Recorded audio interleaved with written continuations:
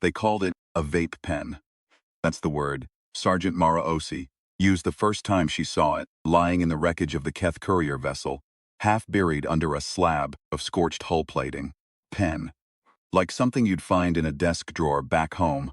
Back when home was a third-floor walk-up in Accra, with a broken ceiling fan and a landlord who never fixed anything.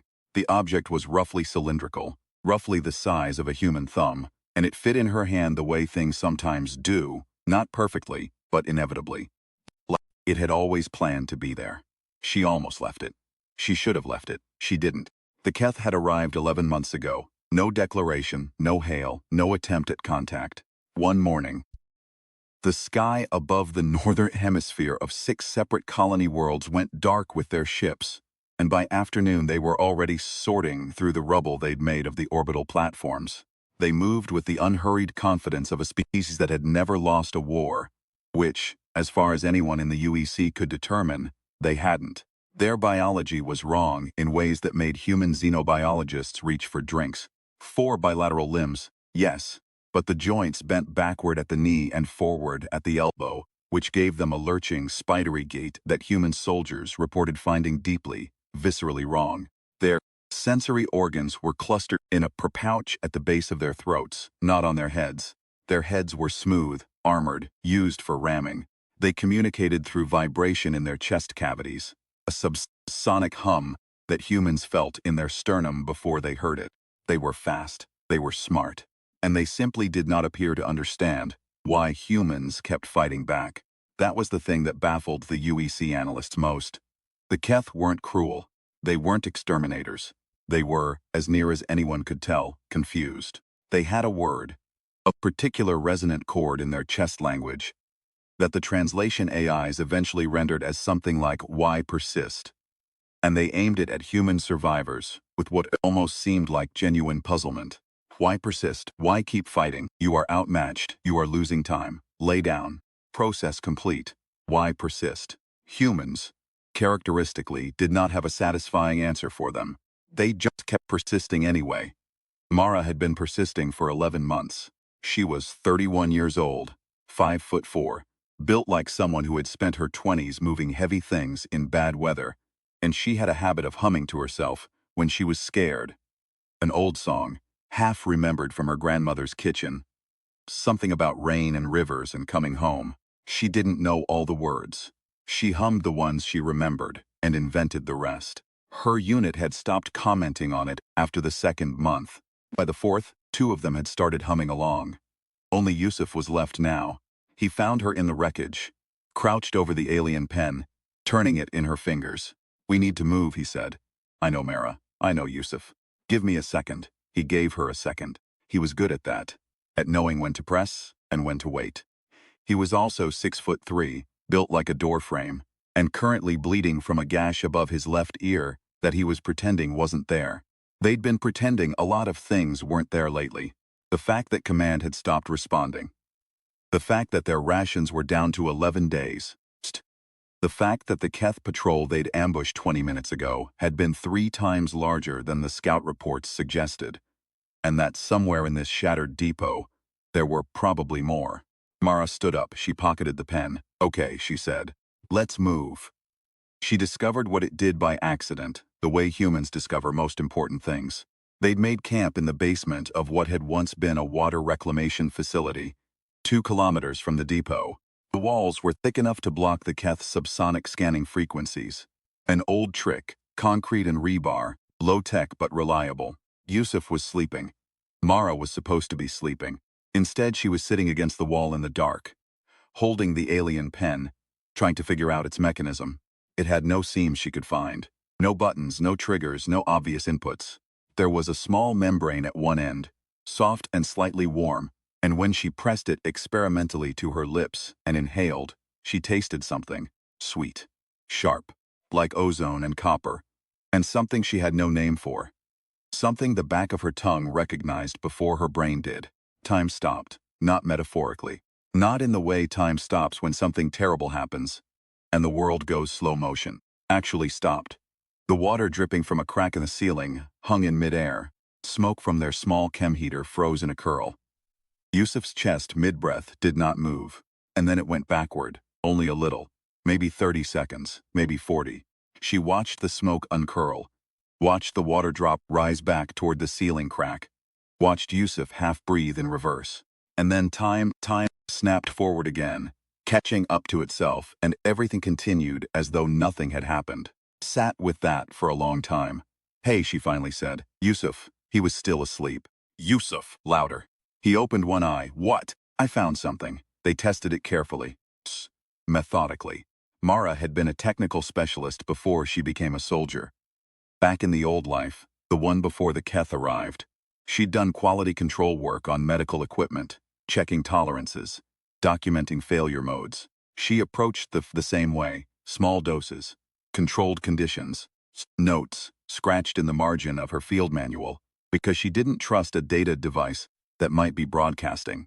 Each use reversed time by roughly the duration of the hit. A short inhale bought you back maybe 15 seconds. A long, slow pull could give you nearly 2 minutes. The reversal didn't seem to affect her memory. She remembered the future she'd just unwound, remembered it with perfect clarity, which was disorienting in a way she didn't have good language for. It was like watching a film you'd already seen, except you were in it, and you could change the ending. It had limits. The pen's reservoir was finite. She could feel it depleting, not in the object itself, which gave nothing away, but in some subtler register. Some instinct she didn't entirely trust but couldn't dismiss. 30 uses left. Maybe 40, she couldn't be sure. "This is a weapon," Yusuf said. "It's a vape pen, Mara." "I know," she said. "I know what it is." They'd been retreating for so long that the decision to advance felt physically wrong, like walking against a current. Mara stood at the edge of the depot's perimeter for 20 minutes before she moved, just watching the Keth sentries make their rounds. She counted their rhythms, memorized their gaps, hummed the song, quiet, under her breath, the parts she knew and the parts she invented. Yusuf was 200 meters back with the long rifle, covering what he could cover. "You don't have to do this yourself," he'd said. "Person is quieter than two. That's not why." "Okay," he said. And he'd set up the rifle and let her go. The first attempt went badly. She got inside the perimeter, made it 15 meters toward the communications relay at the depot's center. And then a Keth patrol rounded a corner she hadn't accounted for, and she had maybe 2 seconds before they saw her. She hit the pen, hard, time rewound. 45 seconds 50, the patrol unrounded the corner. She moved differently, took a different route, pressed herself into a gap between two collapsed storage containers. The patrol passed 3 feet from her head, their chest hum vibrating her ribs, and she held her breath and didn't move, and watched their backward-jointed legs carry them past. She exhaled, she kept moving. The communications relay was the target, because it was the only target that mattered. The Keth didn't operate independently. They were a coordinated species in a way humans weren't. Their military units maintaining constant subsonic contact with a central command frequency that the UEC had never managed to crack or jam. But Mara had spent 11 months studying them. She'd pored over every piece of salvaged Keth technology that came through her unit's hands. And she'd noticed something that the analysts back at command, back when command was still responding, had flagged as a curiosity and then apparently forgotten about. The Keth's coordination frequency was also their vulnerability. A sufficiently powerful burst on the right harmonic, broadcast from close enough range, wouldn't kill them, would disorient them, badly, like a feedback screech in both ears at once, times 10, in the sensory organ cluster at the base of their throats. The effect lasted maybe 90 seconds. 90 seconds was enough. She didn't have the broadcasting equipment to do it. But the relay did. She failed 4 more times getting to it. The second time, a sensor array she hadn't spotted tracked her movement and triggered a silent alert. She felt the shift in the depot's energy before she understood it. Some instinct, some body knowledge accumulated over 11 months of surviving, and hit the pen before the Keth response team finished materializing. Time rewound. She went a different way. Third time, she made it to the relay itself and couldn't interface with it. The Keth panel was not designed for human hands, for human fingers, for human logic. She stood in front of it for 30 seconds that she couldn't afford. trying to parse inputs that followed no pattern she recognized. And then she heard the patrol and hit the pen again. Time rewound. She stood in the dark 200 meters from the relay and breathed and thought. She thought about the water reclamation facility, about quality control, about failure modes, about the fact that she'd now seen the relay panel up close, seen its layout, registered its logic, even if she hadn't understood it. And her hands had that information now, even if her brain was still catching up. She thought about the song, the parts she knew, and the parts she invented. She went back in. Fourth time, she got the panel open. It was not a logical panel. It was not designed for logic, or rather, it was designed for Keth logic, for the subsonic intuition of a species that didn't parse information sequentially, that processed inputs in parallel and felt toward answers rather than thinking toward them. But there was a rhythm to it. She found the rhythm the way she found the melody of the invented verses, not by knowing it, but by listening for it, by letting her hands do what her brain couldn't quite manage. She found the harmonic input. She found the broadcast controls. And then, a Keth soldier stepped around the corner of the relay housing and saw her. They looked at each other. Mara and the Keth, 2 meters of air between them. The Keth made a sound, particular resonant chord. Why persist? Mara hit the broadcast control, and then she hit the pen. She had timed it carefully. She'd used the previous failed runs to calculate to the second. She knew that the broadcast would take 11 seconds to cycle up to the right harmonic frequency. She knew that the Keth who'd found her would take approximately 4 seconds to react, to raise an alert, to summon others. She knew she had maybe a 2-second window. She hit the broadcast, hit the pen, and let time rewind 40 seconds. 40 seconds in the past, the broadcast was still running.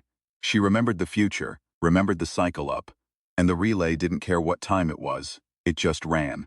The Keth who would find her in 40 seconds didn't know yet that anything was wrong. And Mara used those 40 seconds to get clear. 2 container walls between herself and the relay, flatten against the ground and cover her ears. The harmonic hit like a wave. She felt it in her teeth, in her chest, in the bones of her forearms, where they pressed against the concrete. And the Keth felt it in their throat clusters, in their primary sensory organs, and every one of them in the depot dropped to 1 knee or 2, or all 4 of their limbs and stopped functioning for 90 seconds. 90 seconds, she used 60 of them to get to the exterior fence. She used the remaining 30 to get through it. And then she was running, and Yusuf was calling to her over the comm, and she was running toward his voice. And the song was in her head, all of it, even the invented parts. Even the parts she'd never known, and it sounded complete. They got the relay data to a resistance cell 3 days later. 2 more months for the UEC to weaponize the harmonic, to build the broadcast arrays, to push the Keth back enough to begin reclaiming the colony worlds. Mara was not there for most of it. She was in a field hospital in those months, and then in a debriefing room, and then in a room with no windows where people who hadn't been outside in a long time asked her many questions about the pen. She answered them all honestly. She told them how many times she'd used it. She told them what she'd learned. She told them that the Keth weren't cruel, just confused, and that maybe that was something worth knowing. They wrote it all down. She asked about the pen afterward. They told her it had been transferred to a research division. She didn't ask which one. She asked about Yusuf. They told her he was fine, that he was already back on duty, that he put in a request to be assigned to her unit if she was going back out. She said she was going back out. She was. Months later, after the armistice, after the first tentative Keth negotiators made contact with the UEC, through channels no one quite understood yet, one of the alien diplomats was asked through a translator what it had taken the Keth so long to attempt communication. The translator worked for 3 minutes before producing an answer that was probably wrong, probably approximate, but which the people in the room agreed was close enough. The Keth had assumed that a species which kept fighting despite losing was either irrational or was playing a longer game than any rational opponent would attempt. They had not had a word, in their chest language, for a third option. A species that simply didn't know how to stop. A species that hummed songs they half remembered and invented the rest and kept going anyway. They were working on the word now, the translator said. The diplomat produced a sound, a chord subsonic felt rather than heard. No one in the room needed a translation for that one. It meant we understand now. We were wrong. Or it meant both. The translator said it probably meant both.